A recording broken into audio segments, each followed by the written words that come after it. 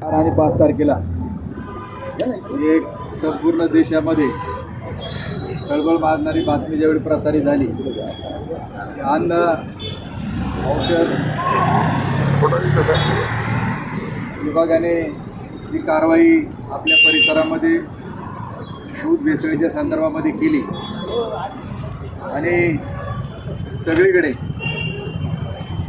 12 ज्योतिर्लिंगापैकी एक असणारा भीमाशंकर देवस्थान आपल्या आंबेगाव तालुक्यामध्ये, या तालुक्याची मान शिरपेने खाली घालायला लागली अशी घटना घडली. कारण दूध उत्पादनामध्ये किंवा दूध संकलनामध्ये देशामध्ये अग्रेसर असणारा, राज्यात अग्रेसर असणारा तालुका म्हणून आंबेगाव तालुक्याची ओळख निर्माण झाली. परंतु आज भेसळयुक्त दूध उत्पादन करणारा तालुका किंवा संकलित करणारा तालुका म्हणून या तालुक्याची बदनामी झाली. आणि म्हणून याचं शल्य प्रत्येकाच्या मनामध्ये आहे. आणि आम्ही सर्वांनी ठरवलं की याला कुठल्याही प्रकारचा आपण या तालुक्याची मान जी शर्मेने खाली गेलेली आहे, ज्यांनी चुकीचं कृत्य केलेलं आहे त्यांचा निषेध व्यक्त करायचा. त्याचबरोबर त्यांना कठोरात कठोर कारवाई त्यांना झाली पाहिजे, शिक्षा झाली पाहिजे. यासाठी आपण राजकीय मतभेद बाजूला सोडून पक्षीय राजकारण बाजूला ठेवून एकत्र येऊन यांना कारवाई झाली पाहिजे. यासाठी आपल्याला जे आंदोलन उभं करायचं आहे त्या संदर्भामध्ये आपण कमी वेळामध्ये सर्वजण उपस्थित झालात, त्याबद्दल मी आपणा सर्वांचं मनापासून स्वागत करतो. सर्व पत्रकार मीडिया यांचं देखील मी मनपूर्वक हार्दिक स्वागत करतो. प्रथमतः मी पोलीस स्टेशनचा या निमित्ताने निषेध व्यक्त करतो की वेळेमध्ये पत्रकारांना जी FIR जी गुन्हा घडला त्या संदर्भामध्ये मीडियाला द्यायला पाहिजे होतं, त्यांनी दाबून का ठेवलं हा आमचा पहिला सवाल त्यांना त्या ठिकाणी आहे. आणि मला सांगायचं आहे, ज्याप्रमाणे तुकाराम मुंडे साहेब आयुक्त म्हणून या विभागाचं FDची त्यांनी सूत्र हातामध्ये घेतली, मी पक्षपातीपणे माझं काही होईल परंतु मी गोरगरिबांना विष त्या ठिकाणी जे खाल्लं जाते, पाजलं जाते त्याच्यापासून मुक्त केल्याशिवाय राहणार नाही. त्याबद्दल आपण सर्वजण मुंडे साहेबांचं टाळ्यांच्या गजरामध्ये या ठिकाणी की मुंडे साहेबांनी काल प्रेस घेतली, याच्यातल्या बहुतेकांनी जे ऐकलं असेल, त्यामुळं मला त्याच्या खोलामध्ये जायचं अजिबात नाही. परंतु एक गोष्ट मला आवर्जून आठवण करून द्यायची की ऑगस्ट 2024मध्ये देखील या तालुक्यामध्ये अशी घटना घडली की आदिवासी प्रकल्प विभागामार्फत आदिवासी आश्रमशाळामधील मुलांना सुगंधी दूध दिलं जायचं आणि ते दूध एक वारणाच्या मार्फत आणि दुसरं पराग मिल गोवर्धनच्या मार्फत त्याचं टेंडर केलं गेलं आणि 146 रुपये लिटरने त्यावेळी ते दूध दिलं गेलं या आश्रमशाळेतील मुलांना. मग त्याचं वेगवेगळ्या बिरसा ब्रिगेड असेल किंवा अन्य वेगवेगळ्या संघटना आहेत, त्यांनी ज्यावेळी दुधामध्ये आळ्या सापडल्या या पहिल्यांदा गोष्टी निदर्शनात त्या ठिकाणी आणल्या. आणि त्या संदर्भामध्ये आपण सर्वजण या दुधामध्ये सापडलेल्या आळ्यांच्या संदर्भामध्ये उत्पादक असेल किंवा जे कोणी दोषी असतील त्यांच्यावर कठोर कारवाई झाली पाहिजे यासाठी आंदोलन केलं. माझ्याकडे याच्यामध्ये सगळं पत्रव्यवहार आहेत, बातम्या देखील त्यावेळी सकाळला देखील प्रसारित झाली होती. त्याचबरोबर प्रभातला देखील संतोषराव मोठी बातमी आली होती की बदनामी करणाऱ्यांच्या विरोधात आबरू नुकसानीचा दावा. आणि त्याच्यामध्ये प्रवीण पारधी माझं देखील नाव होतं, अन्य काहींचं देखील नाव त्याच्यामध्ये होतं. परंतु ज्यावेळी नोटीस 13 ऑगस्टला वकिलामार्फत मला पाठवली 100 कोटीचा आबरू नुकसानीचा, ही कंपनीचे vice chairman Sanjay Mishra, Parag milk and milk products यांनी दिली. तर त्याच्यामध्ये प्रवीण पारधी यांचं नाव त्या ठिकाणी वगळलं. राजकारण वेगळे, मला तर नोटीस मिळाली, अजून कोणाला मिळाली माहीत नाही, त्याबाबत मी त्याचा खुलासा केला. ज्या प्रवीण पारधींनी ही गोष्ट उघडकीस आणली, आज त्यांची बायको तिकडे जाऊन या तालुक्याच्या कोणी काय नाव आहे त्यांचं, ज्योती प्रवीण पारधी आज तिकडं आहेत. म्हणजे वॉशिंग मशीनच आज सध्या या तालुक्यामध्ये सत्ताधाऱ्यांकडे आहे. त्यांच्याकडे गेलं का सगळं पवित्र. याच्यामध्ये मी शॉर्टमध्ये तुम्हाला आपल्या सर्वांना याच्या संदर्भामध्ये माहिती ही दिलेली आहे. आता ते पुढं येईल टप्प्याने.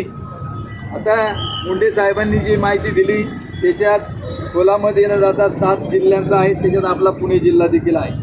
परंतु सर्वात वाईट एका घटनेचं वाटतं की राजाभाऊंनी उल्लेख केला की मंचरचा उल्लेख प्रामुख्याने त्याच्यामध्ये होतोय. मी म्हणतो मंचर असू, अवसरी असू, नाही तर आमचं नागापूर असू, सगळ्यात मोठी बदनामी हा तालुका मी सांगितलं ही देवभूमी म्हणून भीमाशंकरची ही भूमी, आणि या भूमीचं ज्यावेळी बदनामी होती याचे चांगले वाईट परिणाम आपल्याला सगळ्यांना भोगावे त्या ठिकाणी लागतील. आज जे 14 कंपन्या त्याच्यामध्ये आहेत, डेऱ्या आहेत, त्याच्यापैकी आपल्या इथल्या ज्या आहेत नवकार डिस्ट्रीब्युटर, अवसरी बुद्रुक, बिरसाई मिल, अवसरी, त्याच्यानंतर श्रीराम डेअरी पिंपळगाव, त्याचबरोबर सह्याद्री डेअरी कवठे ह्या आपल्या भागातील आहेत. बाकी अन्य तालुक्यामधल्या आहेत, याची देखील आपण सर्वांनी नोंद घ्यावी, हे देखील मी या निमित्ताने आपल्या सर्वांना सांगतो. माझं आता म्हणणं आहे की या संदर्भामध्ये आपल्याला काही गोष्टी मी मुद्द्यावरती आपण सर्वांना सांगू इच्छितो की हा जो खेळ आहे की हा नागरिकांच्या जीवाशी खेळ आहेत. लहान मुलांपासून मोठ्यांपासून याच्यातून आपल्याला सर्व मुक्त आपल्याला सर्वांना करायचे. हे सर्व भेसळयुक्त दूध कोणाला पुरवलं जायचं, कोण गोळा करायचं, हे देखील याच्यामधून निष्पन्न होईल. मुंडे साहेबांनी सांगितलं गेले 1 महिना आम्ही जवळपास याच्यावरती अभ्यास करतो आहे आणि आम्ही याच्या मुळापर्यंत आम्ही जाणार आहोत. त्याबद्दल त्यांना मनापासून धन्यवाद देतो. भेसळयुक्त दूध असूनही तुम्ही का ते स्वीकारत होता? मोठाले दूध संस्थांवाले, प्लॅन्टवाले, हा एक आपला सर्वात मोठा सवाल आहे. गाव पातळीवर ज्यावेळी आपण दूध घेत असतो त्यावेळी जो टेस्टर असतो तो त्याचा लॅक्टो पाहतो, त्याचबरोबर त्याचं फॅट मशीनमध्ये पाहिलं जातं आणि आंबूस आहे का नाही हे ते दुधामध्ये त्या ठिकाणी दूध तोंडामध्ये टाकून तो त्याची टेस्ट घेतो. ही यंत्रणा तुमच्याकडे नाही का? हा देखील आमचा त्यांना सवाल आहे. त्याचबरोबर आपला जो परिसर आहे, सुरेश भाऊंनी उल्लेख केला की जुन्नर, आंबेगाव आणि शिरूर हे कॅन्सरचं मोठं हब म्हणून या ठिकाणी पाहिलं जातं. आपणा सर्वांच्या माहितीकरता सांगतो की गावरी कृषी विद्यापीठ, महाराष्ट्र सरकार यांनी GMRTच्या 5 किलोमीटरच्या रेडियसमध्ये 5 गावं आता ठरवलेलं आहे की या भागात कॅन्सरचे जादा पेशंट सापडतात, म्हणून प्रत्येक गावातील 10 शेतकरी निवडायचे आणि इथं विषमुक्त उत्पादन कसं आपल्याला मिळवता येईल यासाठी काम आता विद्यापीठाने चालू केलेलं आहे. आणि त्याचबरोबर आपल्या भागातले सगळे पाण्याचे नमुने हे देखील तपासले जाणार आहेत. सगळ्यात जादा कॅन्सरचे पेशंट आपल्या परिसरामध्ये आहेत, याला जबाबदार कोण? त्याचबरोबर जी घाण आहे त्या मोठ्या प्रमाणामध्ये कॅनॉलमध्ये, उजव्या कॅनॉलमध्ये सोडली जाते आणि अवसरीची देखील लोक आहेत खालच्या भागामध्ये सगळे. अनेक गावातील विहिरींचं पाणी हे दूषित झालेलं आहे, त्याच्यामध्ये तवंग येतात. पाणी भरायला शेतकरी जातो त्यावेळी त्याला खास दिसली जाते. या कॅनॉलच्या पाण्यामध्ये भेसळ कोण सोडतं? त्याचबरोबर कालची देखील अवसरी बुद्रुकची घटना अजितराव चव्हाण इथं आहेत किंवा मीडियाने देखील काल दाखवलं. यांनी संदीपराव उतरडे यांनी जाऊन तिथं लोकांच्या मुलाखती घेतल्या की असे भेस मोठमोठ्या प्रमाणामध्ये तिथं उडत होते, कारण या कारवाईला घाबरून काहींना काल होत असलेल्या पावसामध्ये ते मिश्रण त्याच्यामध्ये सोडून दिलं. त्याचबरोबर की गेले 4 दिवस ही जी कारवाई चालू आहे, 4 दिवसापूर्वी या मोठमोठ्या प्लॅन्टला किती दूध येत होतं 5 तारखेपर्यंत, आज तारीख आहे 7, उद्या 8, की गेल्या 3-4 दिवसामध्ये एकूण दूध संकलनामध्ये घट किती प्रमाणामध्ये झाली. आपण जर विचार या तालुक्याचा जर केला, आपण ऐकतोय की आंबेगाव तालुका हा राज्यात सगळ्यात जादा 13 लाख 14 लाख लिटर दूध इथं गोळा होतं. आमचं म्हणणं आहे की आता त्यांची यंत्रणा आहे, त्या यंत्रणेमार्फत या तालुक्यामध्ये एकूण किती संकलन होतं याची आकडेवारी जे या तालुक्याचे लोकप्रतिनिधी आमदार म्हणून त्यांनी सांगितलं. त्यांना आमचा सवाल आहे का तुम्ही या तालुक्यातलं या कारवाईनंतरचं एकूण दूध संकलन किती हे देखील त्यांनी जाहीर केलं पाहिजे की कारवाईनंतर किती घट झाली. याचं मुख्य कारण की काल एका आपल्या योगेश कुटेंचं मी ऐकलं लेट्सअपमध्ये, त्यांनी सांगितलं की राज्यामध्ये 2 कोटी लिटर संकलन होत होतं, त्याच्यामध्ये जवळपास 25 ते 30 लाख लिटरची घट झाली. मग एवढी जर घट झाली असेल, या तालुक्यामध्ये जर घटीचं प्रमाण त्या ठिकाणी धरलं तर या तालुक्यातल्या लोकांना यापूर्वीच जवळपास लिटरला 5 रुपये जादा दर मिळाला असता, पण केवळ या भेसळखोरांमुळं जे आपलं शेतकऱ्याचं नुकसान झालेलं आहे, या नुकसानीला जबाबदार कोण याचा देखील आपण छडा त्या ठिकाणी लावू. नंतर की हे जे भेसळीचे सूत्रधार आहे हे नेमके कोण? आता हे खालचे छोटे छोटे पकडले, परंतु मधल्या काळामध्ये ज्यावेळी बीडचं प्रकरण झालं त्यावेळी एक नाव पडलं होतं, तर या सगळ्याचा काय म्हणायचं त्याला अक्का. आमचं म्हणणं आहे का या दुधाच्या भेसळीचा अक्का कोण, आणि कुठल्याही परिस्थितीमध्ये हा भेसळीचा गोवर्धन बुडवल्याशिवाय आपण तो किती मोठा बादशाह असू त्याला काढल्याशिवाय राहायचं नाही. यासाठी आपल्याला काम या नजीकच्या काळामध्ये त्या ठिकाणी करायचंय. आणि म्हणून यांना सगळ्यांना कुणीतरी संरक्षण देते, म्हणून ते एवढ्या प्रकारे डिरिंग त्या ठिकाणी करतात. आणि या सगळ्या टोळीचा प्रमुख अलीबाबा याला देखील आपल्याला त्या ठिकाणी लोकांच्या समोर उघडं केल्याशिवाय आपण थांबणार नाही, हे देखील या निमित्ताने स्पष्टपणे सांगतो. आता काल एक वाणी साहेबांनी एक बाईट घेतली होती आणि त्या बाईटमध्ये त्यांनी या तालुक्यातल्या दूध संघाला ज्यांना आपण निवडून दिलं, विष्णू धर्माजी हिंगे, गेले कॉल रेकॉर्डिंग सुरेशरावांनी प्रसारित केलं. कॉल रेकॉर्डिंग त्यांनी ज्यावेळी व्हायरल केलं त्यावेळी त्यांना विचारलं की सुशांत हिंगे तुमचा कोण? ते म्हणले ते काय नाही आमच्या भावकीतलं आहे. माझा कोण नाही लागे भावकीतलं आहे. अरे या बापाने तुम्हाला सख्या 5 भावांना जन्म दिला, त्यांची नावं आमच्याकडे आहेत. ज्ञानेश्वर धर्माजी हिंगे, बबनराव धर्माजी हिंगे, गोविंदराव धर्माजी हिंगे, विष्णू धर्माजी हिंगे आणि स्वर्गीय बाबासाहेब धर्माजी हिंगे ही सख्खी 5 भावंड आहे का हो तुला? कारण आम्ही देखील सुरुवातीपासून एकत्रितरित्या काम केलंय, त्यामुळे आम्हाला सगळ्या कुंडल्या सगळ्यांच्या माहिती आहेत. आमचं जसं सगळं माहिती आहे तसं तुमचं देखील आम्हाला सर्वांना त्या ठिकाणी माहिती आहे, कोण कुठं राहतो, काय धंदा करतो. आणि बबनराव धर्माजी हिंगे यांना 2 मुलं, प्रशांत आणि सुशांत. प्रशांत विष्णू हिंग्यांचा कोण झाला? सक्का का भावकीतला झाला. पहिल्यांदा या तालुक्याचा प्रतिनिधी म्हणून त्यांना निवडून दिलं, या मतदारांनी त्यांना जिल्हा परिषदला निवडून दिलं. आणि गेले अनेक वर्ष राष्ट्रवादी काँग्रेस पक्ष, अजित पवार गटाचे ते त्यावेळी ओरिजिनल पक्षाचे, आता नंतरच्या त्या पक्षाचे अध्यक्ष आहेत. यांनी किमान अरे तुम्ही तुमच्या कुटुंबातल्या माणसांना जर तुम्ही त्या ठिकाणी मानत नाहीत तर ज्या लोकांनी निवडून दिलं त्यांची तुम्ही खरी सेवा करणार आहात का? ज्या दूध संघाचं तुम्ही प्रतिनिधित्व या तालुक्यातून करता त्याच्यामध्ये तुमचा संबंध आहे की नाही? नजीकचा काळ निश्चित त्या ठिकाणी केल्याशिवाय राहणार नाही, हे देखील मला या निमित्ताने सांगायचंय. आणि प्रशांत सुशांत तुम्ही संघामध्ये असताना यांना ठेकेदारी दिली का नाही दिली, काही कॉन्ट्रॅक्ट दिली का नाही दिली, हे देखील नजीकच्या काळात रेकॉर्ड निश्चित आपल्याला पाहायला मिळाल. कारण डी.के. वळसे पाटील पत्रकार आहेत, ते देखील अवसरी कात्र जिल्हा दूध संघात त्यांनी देखील नोकरी केलेली, त्यामुळे त्यांना देखील याच्यातलं बऱ्यापैकी काही ना काहीतरी माहिती त्या ठिकाणी असेल. हा आमचं देखील दूध तपासायला ते येत होते, म्हणून आम्ही 91 सालापासून आहेत. आणि मग जर तुमचा तो सक्का पुतण्या असताना तुमचा जर काही संबंध नाही तर तुम्ही लगेच नाकारलं का? एखाद वेळी म्हटले असते जर तो दोषी असेल माझा पुतण्या आहे पण तो फासावर गेला तरी चालेल, परंतु योग्य कारवाई झाली नाही, झाली पाहिजेत, म्हणून आम्ही त्यांचा देखील पहिल्यांदा निषेध त्या ठिकाणी करतो. नंबर म्हणजे आता असं आहे, एकदा खोटं बोलायला सुरुवात केली का ते 1000 वेळा कुठं ना कुठं तरी ते पुढं राहत नाही. दुसरा आरोपी या तालुक्यातला म्हणजे ओरिजिनल काय माहित नाही, लोढा, संदीप लोढा हा 2005 सालामध्ये त्याच्यावरती FIR झालेली होती, कोर्टामध्ये केस दाखल झाली होती. परंतु जसं मी मगाशी सांगितलं की आम्ही आळ्या भेसळीचं प्रकरण कसं दाबलं गेलं, क्लीन चिट देण्यात आली, तशी त्याला देखील 2011ला त्या केसचा निकाल लागला, त्याच्यामधून त्याला निर्दोष सोडण्यात आलं.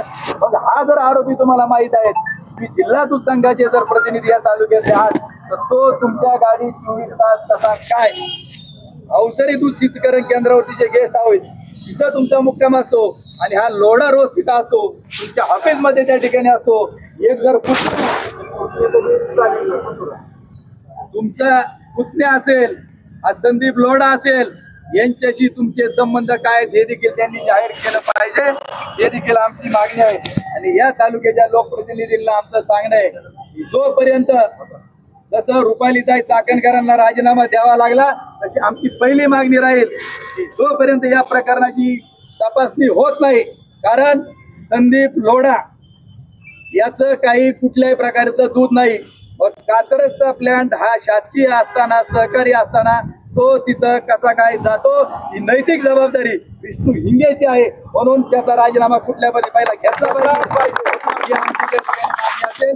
आणि त्यांना झेडपी असेल, दुसंघ असेल, पक्षाच्या वतीनं ते निवडून गेलेत, त्यांनी सांगावून पक्षाच्या अध्यक्षपदावरून देखील त्यांना त्या ठिकाणी दूर केलं पाहिजे. यांचे शिडीआर देखील काढलेले पाहिजेत. आणि सगळे सीसीटीव्ही गेले 1 महिन्यातले किंवा जेवढं रेकॉर्ड पोलिसांना मिळेल, कात्रज संघाचं असेल, विष्णू हिंगेंच्या डिग्रीचं असेल, ते त्या ठिकाणी तपासलं गेलं पाहिजे. पुढचा आमचा विषय आहे की आज तुम्ही आमदार म्हणून या तालुक्यातून निवडून गेलेला आहात. एक लोकप्रतिनिधी म्हणून तुमची एक जबाबदारी त्या ठिकाणी आहे की विधानसभेचं अधिवेशन चालू आहे, त्यांनी कुठल्याही परिस्थितीमध्ये माझ्या मतदारसंघामध्ये हे जे काय घडलं हे अत्यंत दुर्दैवी घडलं, वाईट घडलं, लोकांच्या जीविताची खेळ आला, शेतकऱ्यांचं लाखो कोटीचं नुकसान झालं. म्हणून त्यांनी हा प्रश्न विधानसभेमध्ये उपस्थित करून त्याच्यावरती आवाज उठवला पाहिजे. ही देखील आपली सगळ्यांची मागणी या तालुक्याच्या आमदारांकडे त्या ठिकाणी राहणार आहे. नंबर 2 की जर कुठलंही काम मंजूर झालं हे मी केलं. आता सत्तेमध्ये 3 पक्ष आहेत, इथं भाजप आहेत, त्याचप्रमाणे शिवसेना, शिंदे गट आहेत आणि राष्ट्रवादी काँग्रेस अजितदादांचे आहेत. पण त्यांच्या पार्टीत इथं काय मला कोणी दिसत नाहीत. तुम्ही सत्तेतले 2 पक्ष इथं आलात, मला तुम्हाला मनापासून धन्यवाद द्यायचे. काही कामं तुमच्या नेत्यांनी पक्षाकडून या तालुक्यात विजयराव याचप्रमाणे विविधाची मंजूर झाली असतील, पण इथं काही मंजूर झालं हे माझ्याच पत्रांनी झालं, लगेच ते पब्लिश करायचं. हे सगळं श्रेय या तालुक्याचे आमदार जर घेत असतील, आमच्या आमदारांना विनंती अशा प्रकारची राहील की तुम्ही या तालुक्याचे आमदार म्हणून तुम्ही राज्याचे मुख्यमंत्री, त्याचप्रमाणे अन्न एफडीएचे आयुक्त तुकारामजी मुंडे यांना पत्र त्या ठिकाणी द्यावं. याच्यातला माझा कोणी किती जवळचा असला, नात्यातला जरी त्या ठिकाणी असेल तर त्याच्यावर कठोरात कठोर कारवाई करा. ही विधानसभेत लेखी पत्र त्यांनी द्यावं आणि ते मीडियाला पब्लिक त्या ठिकाणी करावं. ही देखील आमची मागणी या निमित्ताने राहणार आहे. आता याच्यातली काही नावं मी तुम्हाला सांगतो की वैभव हंडे जो आरोपी आहे तो देखील इथल्या राजकीय नेत्याचा जवळचा नातेवाईक त्या ठिकाणी आहे. याची देखील आपण माहिती घ्या, कारण बऱ्याच जणांचे पत्ते इथले दाखवलेले आहेत. तो उमरज नंबर 2चा आहे पलीकडचा, शुभम वाढून हा कोंदेवाडीचा आहे, मंचर दाखवले राजाभाऊ. त्यामुळे राजाभाऊला दुःख होणं साहजिक आहे का आपलं गाव ज्यादा टार्गेट त्या ठिकाणी होतंय. आणि म्हणून की शुभम वाढूनचे आता निवडणुकीतले सगळे फोटो आहेत, गाड्याचा स्कार्फ घातलेलं ते मीडियाला आता आला असेल किंवा येईल. हा कोणत्या पंचायत समिती सदस्याचा जवळचा आहे, त्यांचा ड्रायव्हर येतो. आता त्या जबाबदाऱ्या स्वीकारून त्यांना किंवा टाळता येणार नाहीत. राजेंद्र चांडवोर हा सह्याद्री डेअरी याच मतदारसंघातला कवठे या माहीचा राष्ट्रवादी काँग्रेस पक्षाचा जिल्हा परिषद गटाचा तो अध्यक्ष म्हणून काम करत होता. मधल्या काळामध्ये त्यांचं काहीतरी बिघडलं, वेगळ्या पक्षामध्ये गेला. आज त्याची बायको देखील पंचायत समिती सदस्य आहे. जे लोक निवडून गेले, जो पहिल्यांदा आळ्या शोधणारा तो उपसभापती, त्याचं इथं आता ज्याच्याकडं त्याचा पुतण्या आहे लोढा जो आरोपी जो ज्याच्याकडे राहतो तो झेडपीला, दुसरा एक आरोपी आहे त्याची बायको पंचायत समितीला, दुसरा एक हांडे त्याचा एक दळणार. म्हणजे याचा जो कोण अलिबाबा प्रमुख असेल या टोळीचा, यांनी याच्यात सपोज त्या ठिकाणी जाऊन यांचं काय करायचं, त्यांचं काय करायचं हे त्यांनी ठरवावं. हे देखील या निमित्ताने सांगतो. आपण आपले कार्यकर्ते काय करतात काय नाही याची देखील आपण वेळीच माहिती घेणं गरजेचं आहे. त्याचप्रमाणे आता दूध भेसळीत आहेत, परंतु ज्याच्यावर प्रक्रिया झाली, जे प्रॉडक्ट निर्माण झाले त्याचे देखील सॅम्पल अनालिसिस निश्चित एफडीए करेल हा देखील विश्वास या निमित्ताने आपल्या सर्वांच्या समोर व्यक्त करतो. त्याचबरोबर आता पुढच्या काळामध्ये आपल्याला काय काय करायचंय याच्यावर देखील आपण निर्णय घेऊ. सगळ्यात महत्त्वाचं मला पुन्हा एकदा सांगायचं की आज एक ट्रेड झालाय, लोकांची मानसिकता तयार करण्यात आली का गीर गाई देशी गाईचं दूध सगळ्यात अतिशय चांगलं. आणि म्हणून कुठलं दूध आहे केवळ फक्त देशी गाई गीर गाईच्या नावाखाली हजारो लिटर दूध इथून अनेक ठिकाणी विकलं जाते. म्हणून माझी जे पशुवैद्यकीय अधिकारी असतील किंवा FD असेल त्यांना आम्ही पत्र देऊ. परंतु या तालुक्यामध्ये खरोखर जी लोक हे असं दूध विकतात की तेवढं पशुधन गावठी गीरचं आहे का, तेवढं दूध आहे का, हे देखील भेसळीचं दूध 100 रुपये 150 रुपये लिटरने लोकांना दिलं जाते. याची एक आपल्याला चौकशी करायची.